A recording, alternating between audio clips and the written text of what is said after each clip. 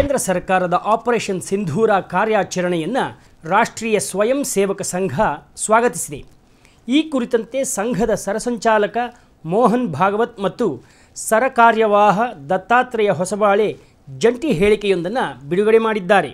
ಪಹಲ್ಗಾಮ್ನಲ್ಲಿ ನಿರಾಯುಧ ಪ್ರವಾಸಿಗರ ಮೇಲೆ ನಡೆದ ಹೇಡಿತನದ ದಾಳಿಯ ನಂತರ ಪಾಕ್ ಪ್ರಾಯೋಜಿತ ಭಯೋತ್ಪಾದಕರು ಮತ್ತು ಅವರ ಬೆಂಬಲಿತ ಸಂಚಲನ ವ್ಯವಸ್ಥೆಯ ನಾಶಕ್ಕಾಗಿ ತೆಗೆದುಕೊಂಡ ಆಪರೇಷನ್ ಸಿಂಧೂರ್ ಎಂಬ ನಿರ್ಣಾಯಕ ಕ್ರಮಕ್ಕಾಗಿ ಕೇಂದ್ರ ಸರ್ಕಾರದ ನಾಯಕತ್ವ ಮತ್ತು ನಮ್ಮ ಸಶಸ್ತ್ರ ಪಡೆಗಳನ್ನು ನಾವು ಅಭಿನಂದಿಸುತ್ತೇವೆ.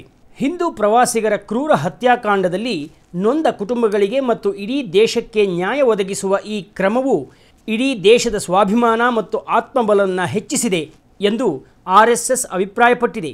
ಪಾಕಿಸ್ತಾನದಲ್ಲಿ ಭಯೋತ್ಪಾದಕರು ಅವರ ಮೂಲಸೌಕರ್ಯ ಮತ್ತು ಬೆಂಬಲ ವ್ಯವಸ್ಥೆಗಳ ವಿರುದ್ಧ ತೆಗೆದುಕೊಳ್ಳುತ್ತಿರುವ ಮಿಲಿಟರಿ ಕ್ರಮವು ದೇಶದ ಭದ್ರತೆಗೆ ಅಗತ್ಯ ಮತ್ತು ಅನಿವಾರ್ಯ ಎಂದು ನಾವು ಸಂಪೂರ್ಣವಾಗಿ ಒಪ್ಪುತ್ತೇವೆ.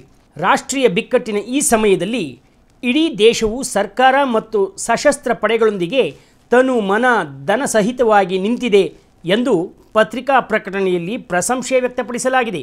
ಭಾರತದ ಗಡಿಯಲ್ಲಿರುವ ಧಾರ್ಮಿಕ ಸ್ಥಳಗಳು ಮತ್ತು ನಾಗರಿಕ ವಸತಿ ಪ್ರದೇಶಗಳ ಮೇಲೆ ಪಾಕಿಸ್ತಾನಿ ಸೇನೆ ನಡೆಸುತ್ತಿರುವ ದಾಳಿಗಳನ್ನು ನಾವು ಖಂಡಿಸುತ್ತೇವೆ ಮತ್ತು ಈ ಘೋರ ಅಮಾನವೀಯ ದಾಳಿಯಲ್ಲಿ ಬಲಿಯಾದವರ ಕುಟುಂಬಗಳಿಗೆ ಹೃತ್ಪೂರ್ವಕ ಸಂತಾಪ ಸೂಚಿಸುತ್ತೇವೆ.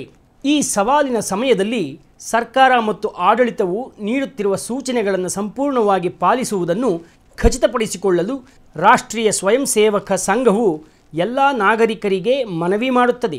ಇದರೊಂದಿಗೆ ನಮ್ಮ ಪವಿತ್ರ ನಾಗರಿಕ ಕರ್ತವ್ಯವನ್ನು ನಿರ್ವಹಿಸುವಾಗ ಸಾಮಾಜಿಕ ಏಕತೆ ಮತ್ತು ಸಾಮರಸ್ಯವನ್ನು ಭಂಗಗೊಳಿಸುವಂಥ ರಾಷ್ಟ್ರವಿರೋಧಿ ಶಕ್ತಿಗಳ ಯಾವುದೇ ಪಿತೂರಿಯನ್ನು ಯಶಸ್ವಿಯಾಗಲು ಬಿಡದಂತೆ ನಾವೆಲ್ಲರೂ ಜಾಗರೂಕರಾಗಿರಬೇಕು.